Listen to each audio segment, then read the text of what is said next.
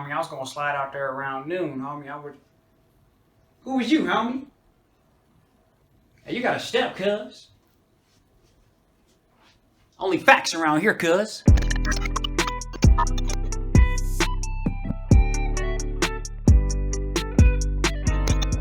Let's say you and I get into an argument, a factual one, no opinions. We both come up with a hypothesis, but we never accept the fact that we could be wrong. Instead, as we try to search for an answer, we look up things that support our hypothesis and we ignore everything that goes against it. That's called cherry picking. Keep that in mind. In my last video, I gave y'all a little rundown about masks.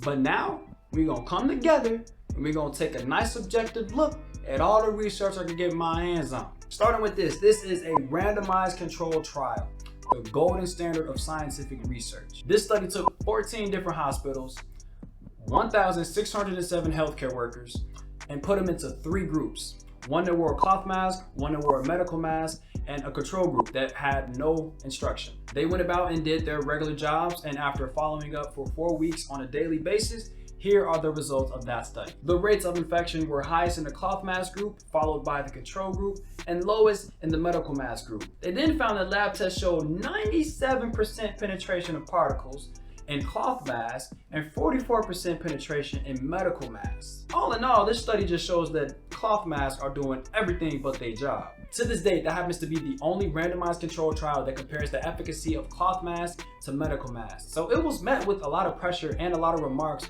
from the scientific community. And fairly so, because all research is up for evaluation. Some of these folks were in favor of us totally disposing of cloth masks. Some mentioned that all particles are different sizes, so those percentages I was just talking about are relative. Some pointed out that the type of cloth mask in the study were not mentioned. Now get this, that study was published in 2015, but because of the state they're in, the authors have to go back and make a statement. And they basically said, we understand the limits of our research. We stated that in the research, and we don't condone healthcare workers working unprotected. Also, the physical barrier of a cloth mask may provide some protection. Basically covering their ass, but I'm not mad at that because sometimes under pressure, you gotta protect your ass. The only thing is that their behinds were only under pressure because their research found evidence that went against the popular narrative and the guidelines that we were given. 6 feet wear a mask. Nonetheless, regardless of all the politics, we are still able to conclude that cloth masks are generally trash compared to medical masks. This is because of moisture retention. The longer you wear your mask and breathe into it, the wetter it gets. And microbes and wet stuff kind of mix. So while you're social distancing, the microbes in your mask aren't. They are partying, percolating, they are having a cookout, playing kickball, and everybody is invited. But that still leaves us with a big question. Is wearing a mask better or worse than not wearing a mask? I mean, the mask gotta be doing something, right? We're not just wearing these in vain. Back when COVID first started juking, a very relevant meta-analysis came out.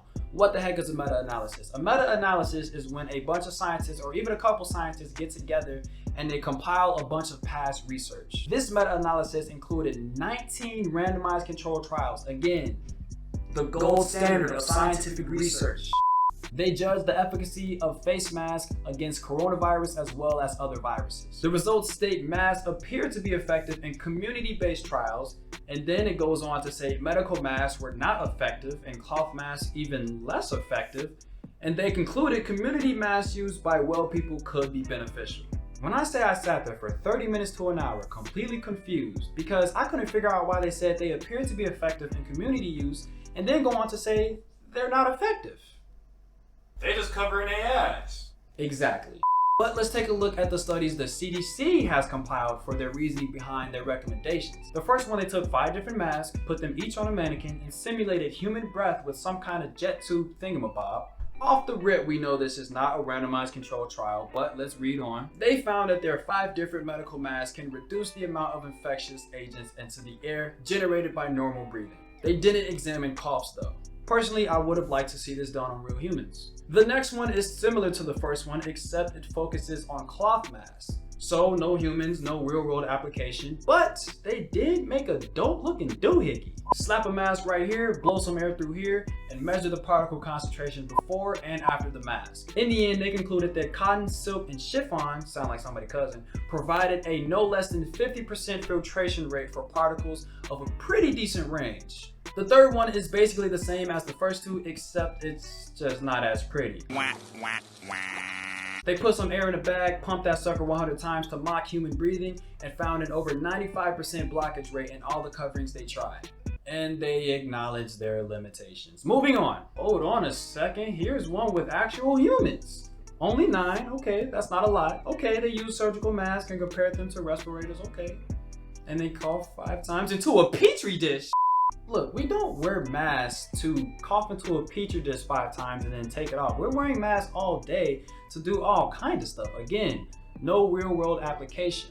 But nonetheless, they found that these masks were effective when used for short periods of time, and they also acknowledged their limitations. Listen, there's nothing inherently wrong with this experiment or even the other experiments.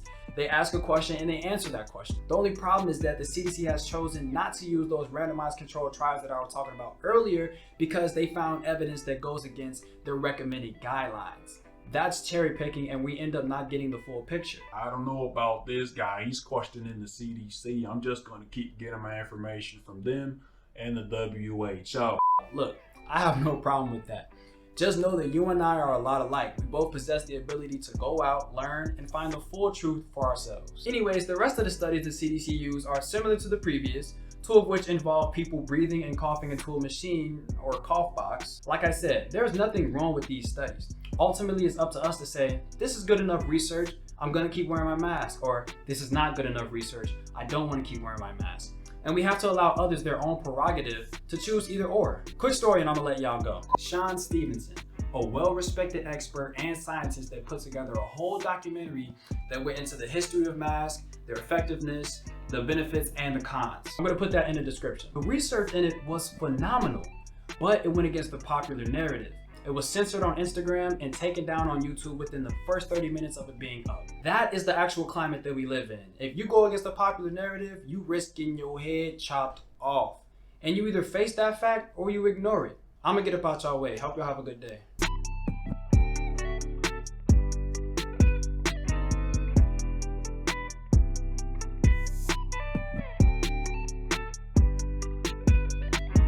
I got 10 subscribers. I ain't worried about getting censored.